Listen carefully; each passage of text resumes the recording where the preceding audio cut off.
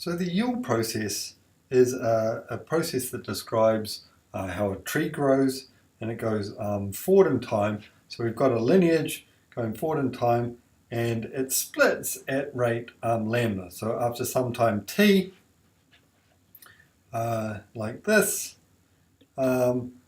which is exponentially distributed with parameter lambda, it splits into two lineages.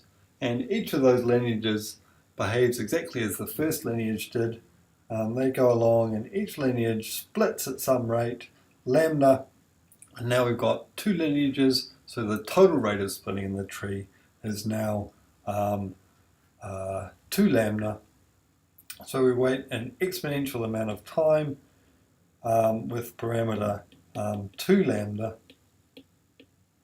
and then a split occurs, right? So let's say T2 happens there, and we'll call this T1 back here. Okay, so now we've got 3 lineages. Once again, they will continue to evolve in exactly the same way that the first lineage did. And so we've got 3 things, and so the waiting time into the next split is going to be T3, which is exponentially distributed with parameter 3 lambda, right?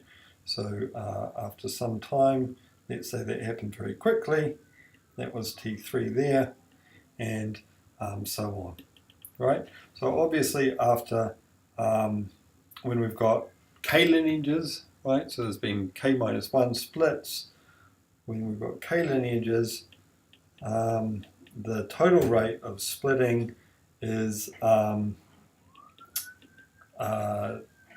k lambda, and so the waiting time into the next split will be exponentially distributed with parameter k lambda. Okay, so now let's look at this process backwards in time. So backwards in time, we start off with a bunch of sampled species, say, and we follow their ancestral lineages backwards in time. Okay? And as these lineages, as we follow them backwards in time, we expect some of them to merge together, right? And we'll call that merging coalescence, right? So if we think again what was happening forward in time, the lineages were splitting at rate k times lambda when we had k lineages, right? So backwards in time, the coalescence rate is going to be, again, it's going to be exponentially distributed with parameter k times lambda. So each lineage merges with any other lineage at rate k times lambda. Okay, so we'll draw an exponential. We'll say that's T5, and that's exponential with parameter 5 lambda, right, because we've got 5 lineages, and at that time, we'll pick 2 of the lineages, and they'll coalesce into a single lineage, and then everything will continue on, right? So now we're down to 4 lineages.